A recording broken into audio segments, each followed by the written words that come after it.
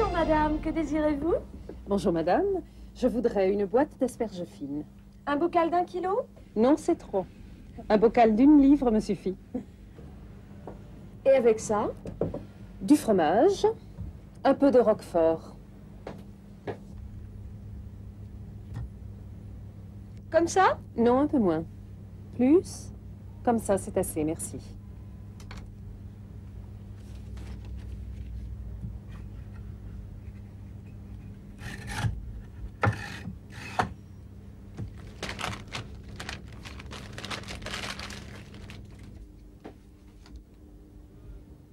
Il y a un peu plus de 180 grammes. Et avec ça? De l'huile d'olive. 1 litre ou un demi-litre? 1 litre. Du beurre, une demi-livre. De la crème, un petit pot, pas un grand. Un petit pot de 20 centilitres. C'est parfait. Voilà. Encore quelque chose? Non, c'est tout, merci.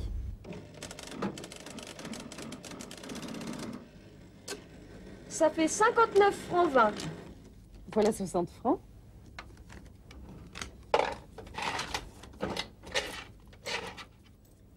Et 80 centimes qui font 60. Merci, madame. Au revoir. Au revoir.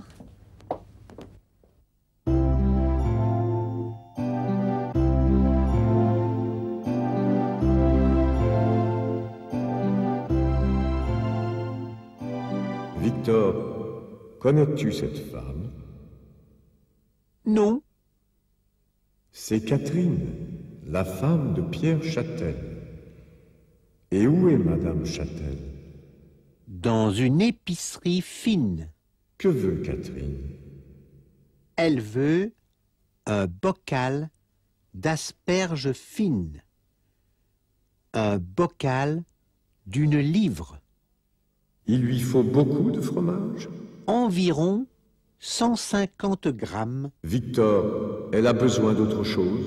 Elle voudrait une bouteille d'huile d'olive, une demi-livre de beurre et un pot de 20 centilitres de crème. Ça fait combien? 59 francs 20. Oh, c'est bon marché. Et en plus, la vendeuse lui rend de l'argent. Oui, Victor, 80 centimes. Une fortune.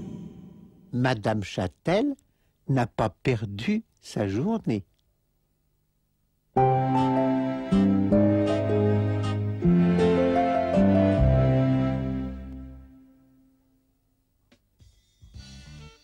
Catherine entre dans l'épicerie.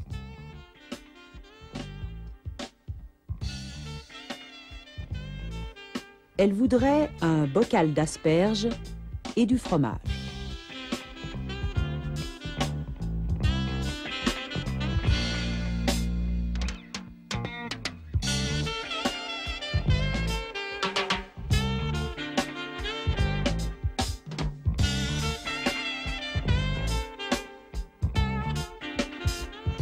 L'épicière en coupe un morceau de 180 grammes.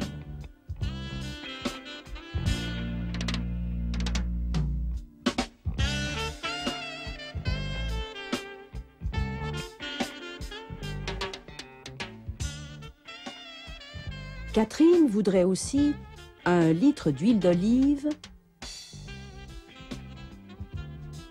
une demi-livre de beurre et de la crème.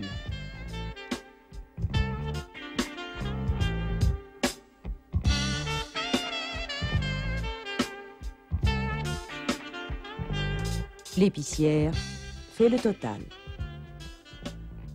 Ça fait 59 francs 20 en tout. Catherine donne 60 francs. L'épicière lui rend 80 centimes et lui dit au revoir. Catherine sort du magasin.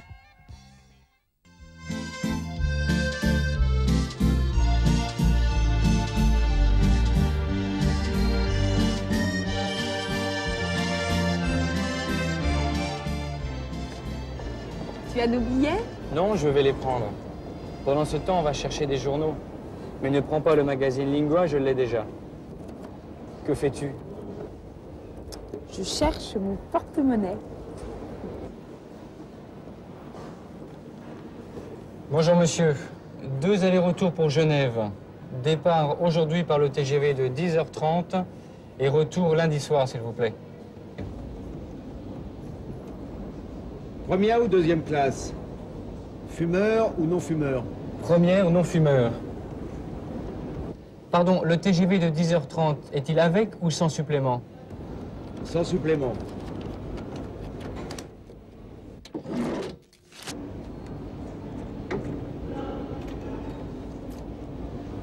Voilà. Mais vous n'êtes pas sur la liste de réservation. Et alors? Alors n'oubliez pas de voir le contrôleur. C'est lui qui vérifie les places disponibles après le départ. Merci.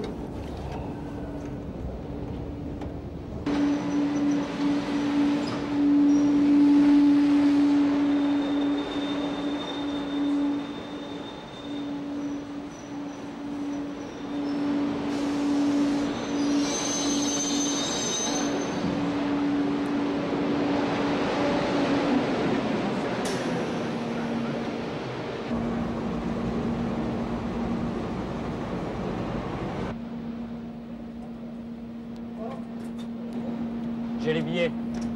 Tu ne les compostes pas? Ah, tu as raison.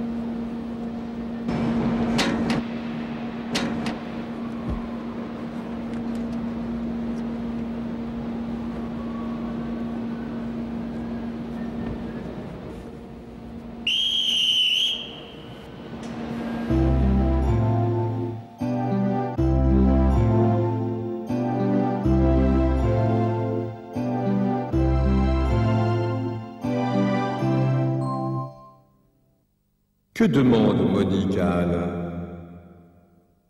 Elle lui demande s'il a les billets.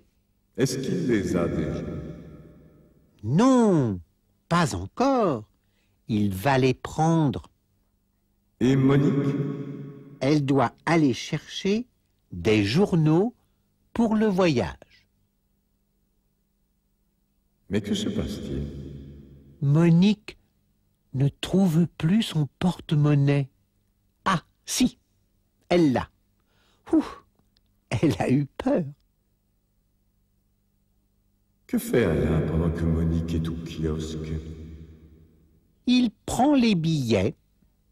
Tiens, il voyage en première classe. Oui, c'est plus confortable et plus agréable. Mais c'est plus cher. Il faut payer la réservation et parfois un supplément. Alain n'a pas réservé. Il n'y a plus de place. Ils vont voyager debout. Non, dans le TGV, il n'y a que des places assises. Mais ils vont s'arranger avec le contrôleur. J'espère bien. De toute manière, ils peuvent s'asseoir au bar. Alain a oublié de composter les billets. Est-ce qu'il va oublier Monique sur le quai de la gare? Je ne pense pas, Victor. Regarde-les.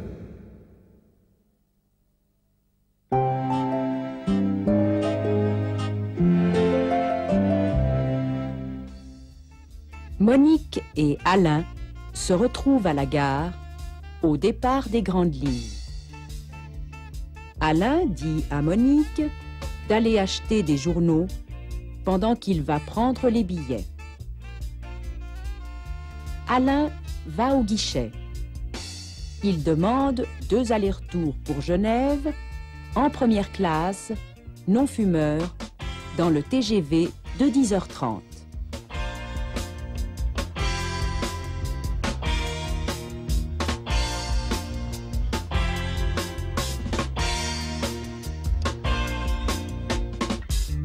Ce train est sans supplément, mais ils n'ont pas de place réservée.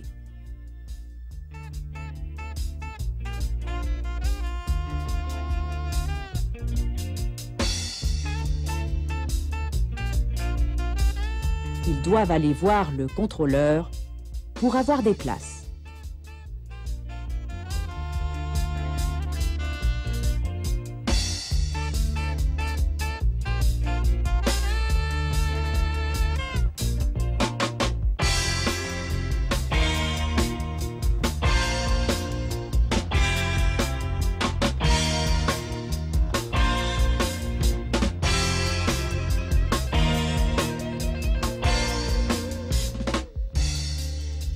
Monique attend Alain sur le quai.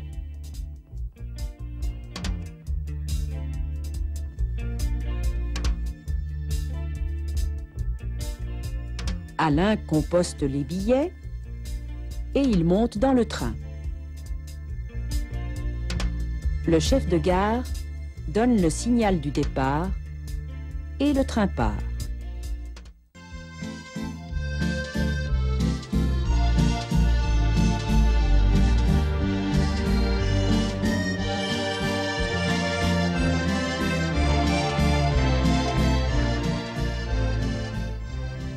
Pouvez-vous réserver une table pour 3 personnes chez Valère pour 13 heures?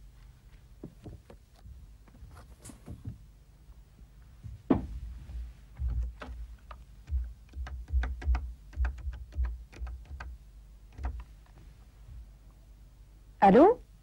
Je voudrais réserver une table pour 3 personnes, vers 13 heures. Désolé, madame. Je viens de donner la dernière table.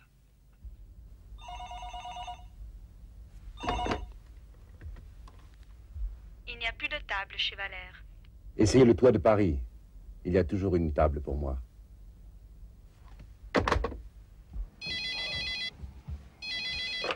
Oui? Pour Monsieur Châtel, j'ai toujours une table. Il m'a demandé un coin tranquille. C'est possible. À quelle heure? Il m'a dit vers 13 heures, pour 3 personnes. Pas de problème, c'est d'accord.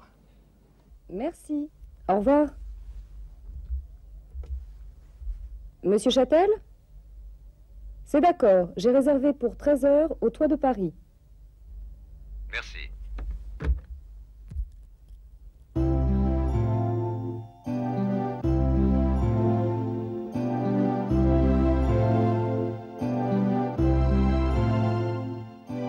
Pierre Châtel voudrait réserver une table chez Valère. Oui, Victor. Il demande à la secrétaire de faire la réservation. Il n'y a plus de place. Pierre lui demande d'appeler le toit de Paris parce que... Parce qu'il y a toujours une place pour lui. C'est certainement un bon client. Pierre a demandé un coin tranquille. Hein? Pour dormir, sans doute? Je t'en prie, Victor. La secrétaire réserve la table pour quelle heure? Je sais. J'ai bien écouté. Voilà. Vers 13 heures. Exact? Exact, Victor. Bravo. La secrétaire dit à Pierre Châtel qu'elle a réservé pour 13 heures au toit de Paris. Il y a une chose que je ne comprends pas. Laquelle?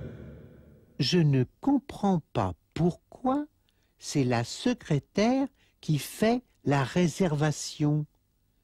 Il ne peut pas le faire lui-même? Il doit peut-être faire des choses plus importantes, Victor.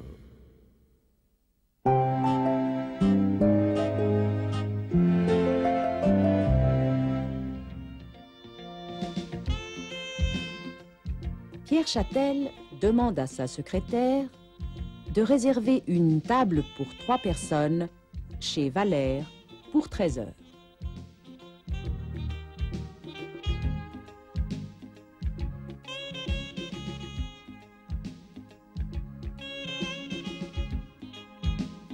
Malheureusement, le restaurant chez Valère est complet.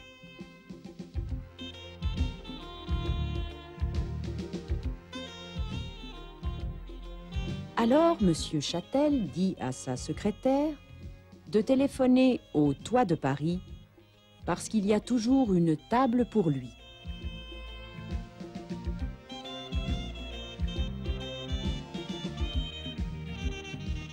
La secrétaire fait la réservation pour 13 heures dans un coin tranquille.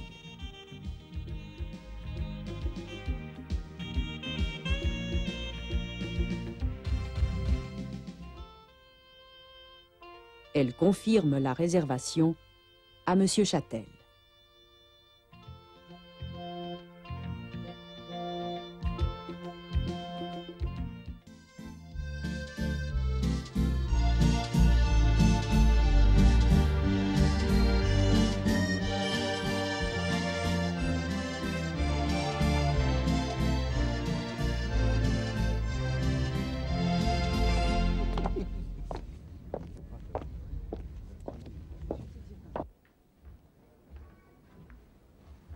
Bonjour, Monsieur Châtel.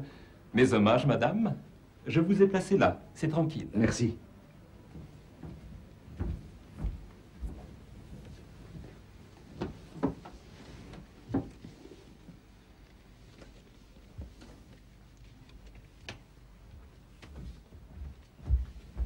Chère madame, Monsieur Châtel.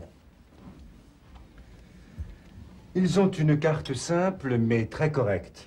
La viande est tendre et savoureuse, et les autres produits sont toujours très frais.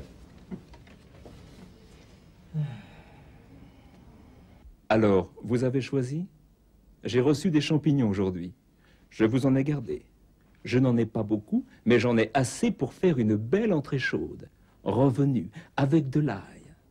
Pas trop d'ail pour moi, s'il vous plaît. Non, juste assez d'ail pour relever le goût. Avec un peu de poivre, c'est sublime. En plat principal, je vous suggère une excellente andouillette avec sauce dijonnaise ou une côte à l'os à moelle accompagnée d'un gratin dauphinois. C'est une viande de première qualité. Pour terminer, un fromage, je vous invite à goûter le Saint-Marcellin de la mère Richard. Ce menu m'a l'air parfait. Il me convient tout à fait. Qu'en pensez-vous? Après ce que vous venez de me dire, je suis d'accord. Pour moi, un feuilleté de riz de veau au mousseron. Très bien, madame. Et que désirez-vous boire? Vous avez toujours d'excellents Beaujolais. Entre le Chirouble et le Saint-Amour, lequel nous conseillez-vous? Lequel des deux? C'est difficile. Oh, le Saint-Amour, il a la tendresse.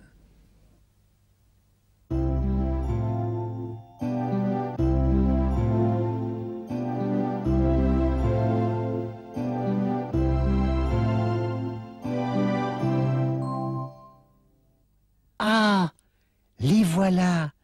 C'est Pierre et Catherine Châtel. Regarde, Victor, c'est magnifique. Ils sont au-dessus des toits. C'est normal, Victor. Ils vont au toit de Paris. C'est le restaurant que monsieur et madame Châtel préfèrent.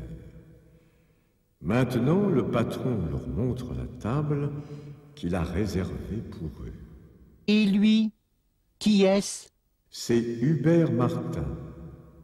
Il a rendez-vous avec Pierre et Catherine Châtel. Le patron leur donne les cartes. Il leur propose des champignons. J'espère qu'il les a bien choisis. En plat principal, il y a de bonnes choses. Et pour terminer, ils prennent du fromage. Un seul? Moi, je veux un plateau avec beaucoup de fromages différents pour goûter. Si tu veux goûter tous les fromages de France, il te faut de l'appétit.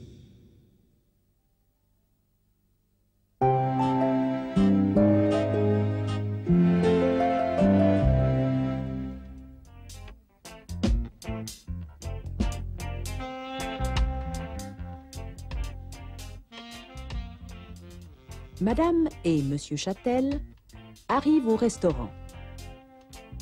C'est le patron qui les reçoit. Il leur montre leur table et leur donne la carte.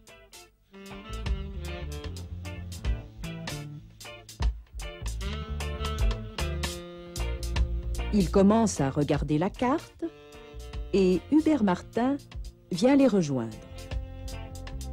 Il leur dit bonjour et s'assied. Pierre Châtel affirme qu'on mange très bien dans ce restaurant. Le patron leur propose un menu. Des champignons à l'ail en entrée,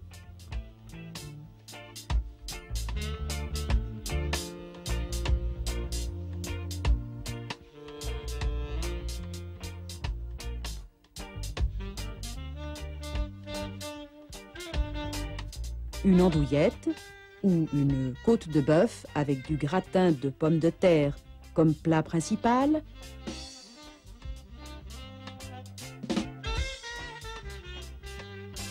et pour terminer, un bon fromage, du Saint-Marcellin.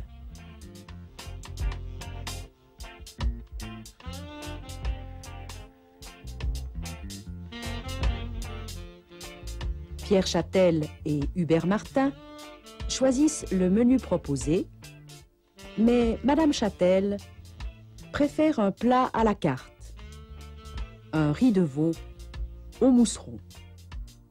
Comme vin, ils prennent un Beaujolais, du Saint-Amour.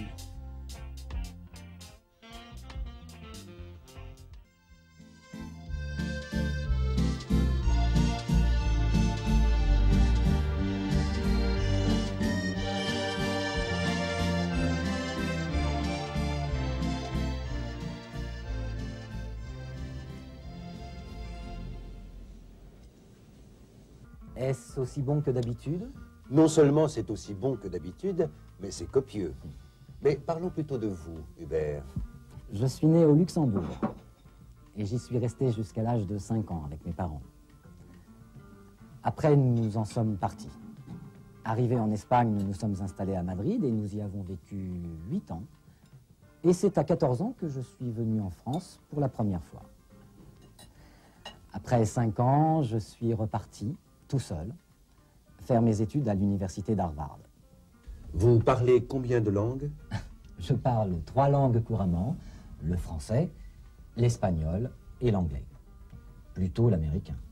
Tu vois, Pierre, c'est ce qu'il faut pour notre fils Grégoire. Aujourd'hui, on a besoin de parler plusieurs langues. À propos, pour son séjour en Allemagne, as-tu vu le directeur de Grégoire? Oui, je l'ai vu, je lui ai parlé. Mais comme il n'a pas l'accord de l'école de Munich, il ne l'a pas convoqué dans son bureau. J'espère que ça va marcher. Il en a tellement besoin.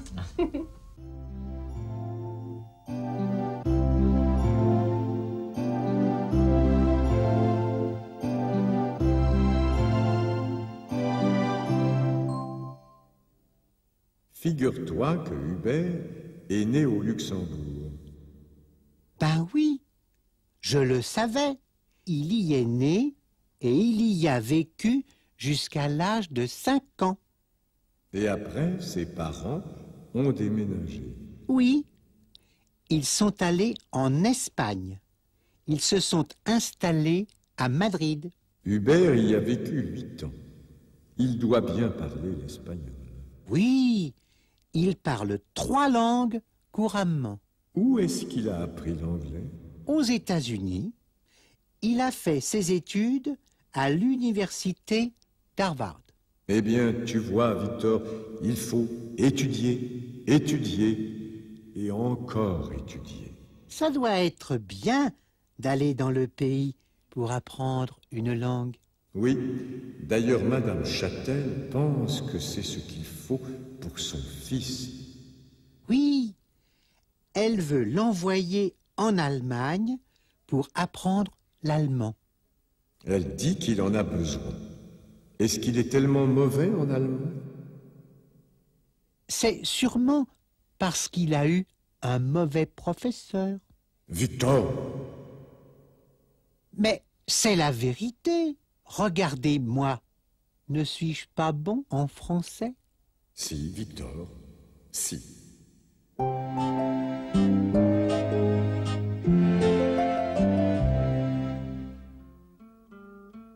Hubert Martin, Catherine Châtel et son mari sont au restaurant. Ils ont fini le plat principal. Ils trouvent qu'ils ont bien mangé. Hubert Martin raconte qu'il est né au Luxembourg, mais qu'il a habité longtemps en Espagne.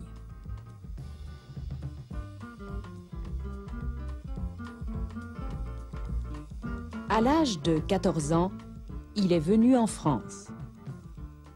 5 ans plus tard, il est parti aux États-Unis pour faire ses études à l'université d'Harvard. Hubert Martin parle 3 langues couramment: le français, l'espagnol et l'anglais. Catherine Châtel explique que son fils va peut-être aller en Allemagne pour y faire un séjour linguistique. Mais il lui faut d'abord l'accord de l'école de Munich.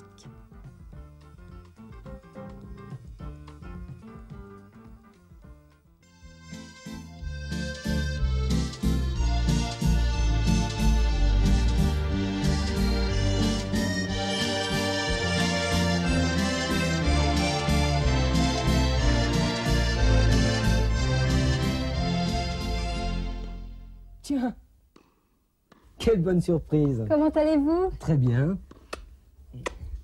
Vous venez souvent ici? 2 fois par semaine.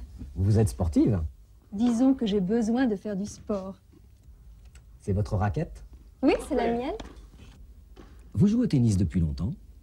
J'ai commencé le tennis à Cannes, quand j'étais au pair dans une famille.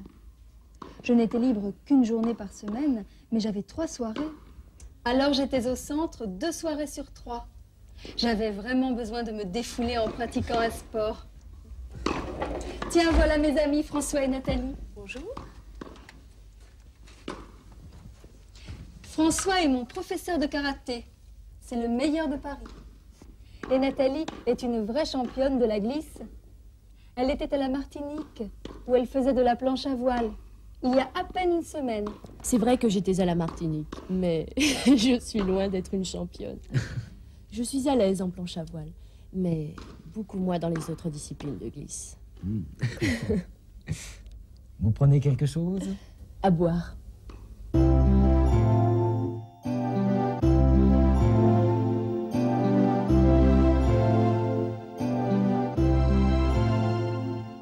Hubert semble très content de rencontrer Anne.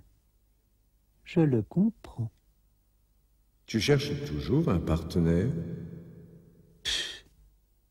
Hubert demande à Anne si elle vient souvent au club.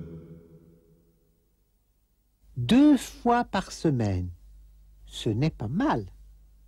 Elle dit qu'elle a besoin de faire du sport. Dis-moi, Victor, Anne joue depuis longtemps au tennis? Je ne sais pas. Elle a commencé à Cannes, quand elle était au pair dans une famille. Elle s'occupait d'enfants?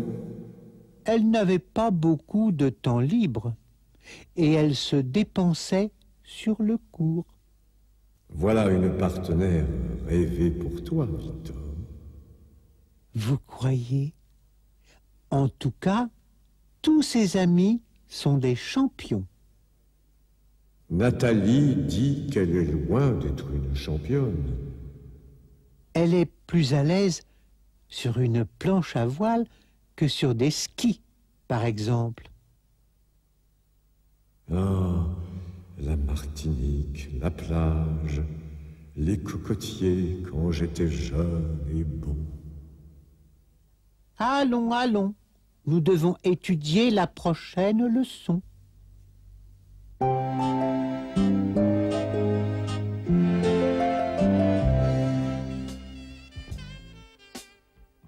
Hubert et Anne se rencontrent dans un centre de sport.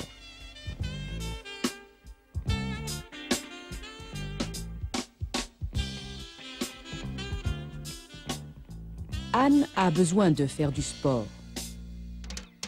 Elle vient donc 2 fois par semaine jouer au tennis. Elle raconte à Hubert qu'elle a commencé à faire du tennis à Cannes, quand elle était jeune fille au pair dans une famille.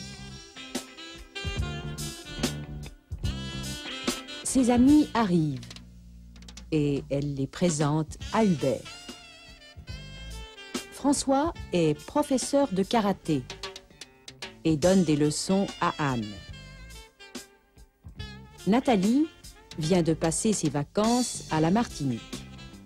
Là-bas, elle a fait de la planche à voile, mais elle ne se considère pas comme une championne.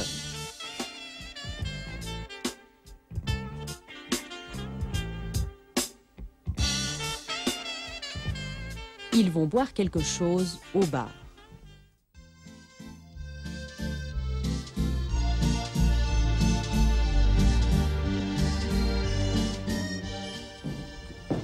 Bonjour, docteur.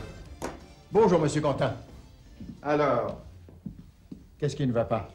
En ce moment, j'ai très mal à la tête. Cela dure depuis plusieurs jours. Il me semble que j'ai aussi de la fièvre. En effet, vous n'avez pas l'air en pleine forme. Avez-vous pris votre température? Non. Oh, vous avez plus de 38. Déshabillez-vous, je vais vous examiner dans un petit moment.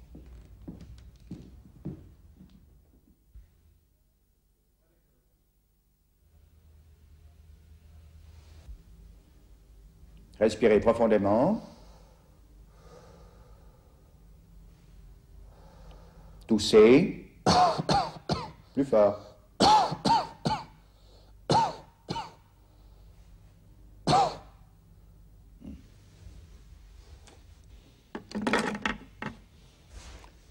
Vous pouvez vous rhabiller.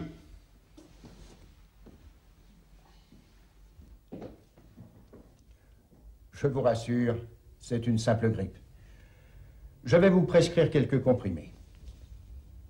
Avec ces médicaments, vous allez vous rétablir très vite. Restez au lit encore demain. Prenez éventuellement un peu de vitamine C le matin. Si vous avez de la fièvre demain soir, rappelez-moi.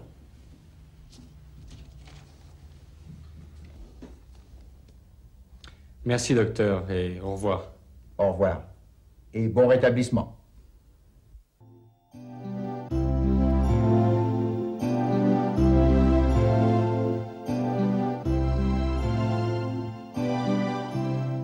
Oh, Alain a l'air malade.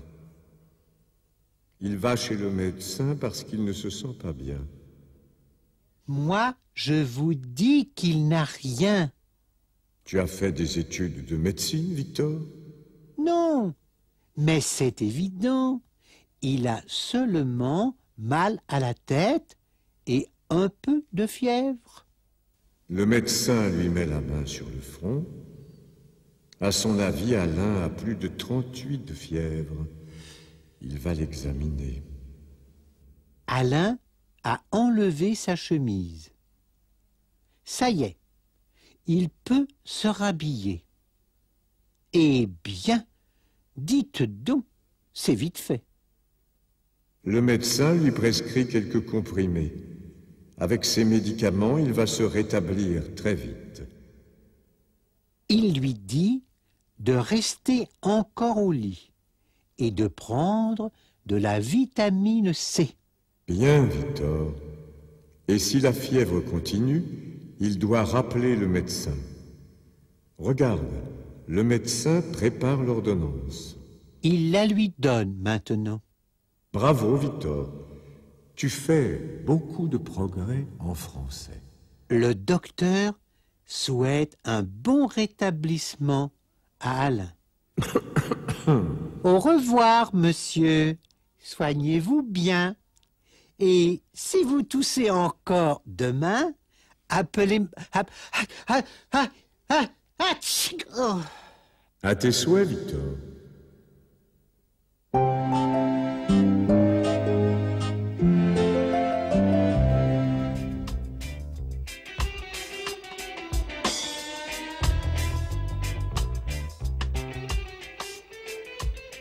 Alain Quentin a rendez-vous chez son médecin.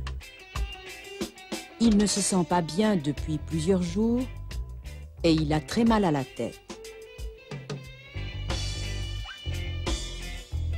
Le médecin constate qu'il a plus de 38 de fièvre et lui demande de se déshabiller.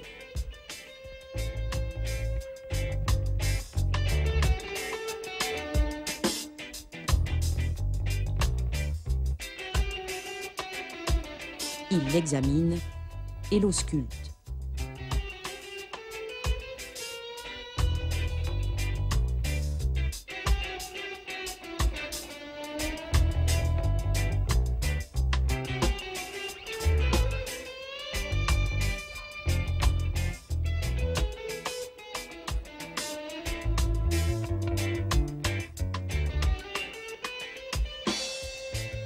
Après l'examen, il rassure Alain.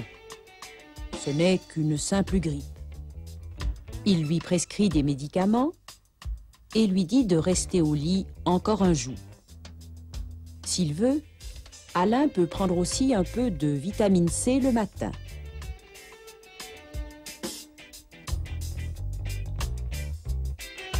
Le médecin donne l'ordonnance à Alain et lui souhaite un bon rétablissement.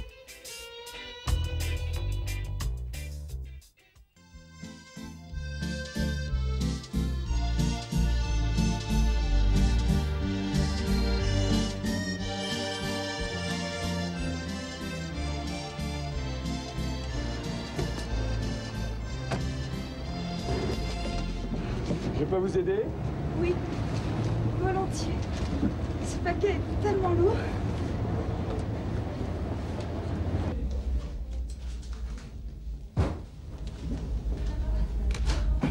Bonjour, monsieur. Bonjour, madame.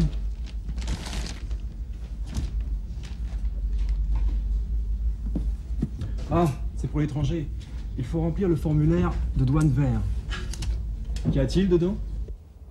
Des jouets et des chocolats. Vous l'envoyez en recommandé? Dans ce cas, il faut remplir une fiche blanche. Je ne sais pas. Par avion, ça prendra combien de temps? Pour le Canada, oh, environ 8 jours. On peut l'expédier par express? Oui, votre colis arrivera un peu plus vite, mais vous aurez un supplément à payer. Alors ce n'est pas la peine. Je dois aussi envoyer un télégramme. Il faut aller au guichet numéro 5.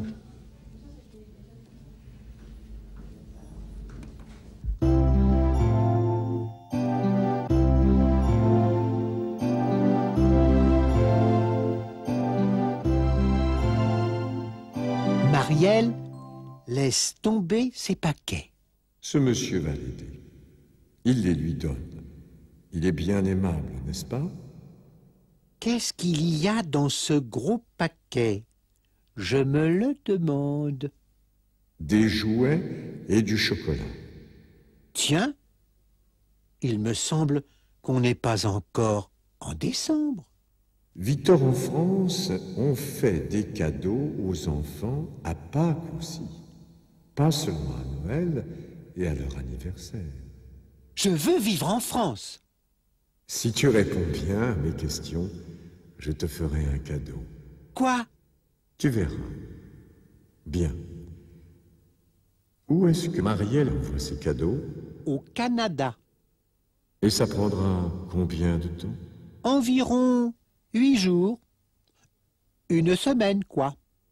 Pourquoi est-ce que Marielle ne veut pas envoyer le colis par express? À cause du supplément. Elle ne veut pas payer de supplément. Est-ce qu'elle peut envoyer son télégramme au même guichet?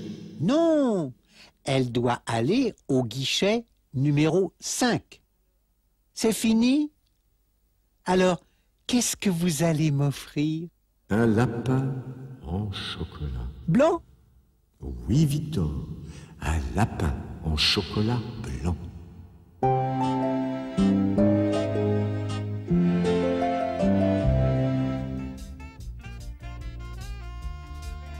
Marielle arrive à la poste avec 2 gros paquets. Les paquets tombent par terre. Mais, à ce moment-là, quelqu'un sort de la poste et les ramasse.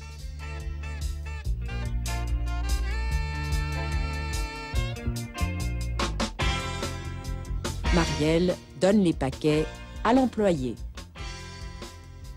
Celui-ci lui demande de remplir un formulaire de douane. Dans les paquets, il y a des jouets et des chocolats. Marielle ne veut pas payer de supplément pour l'envoi en express.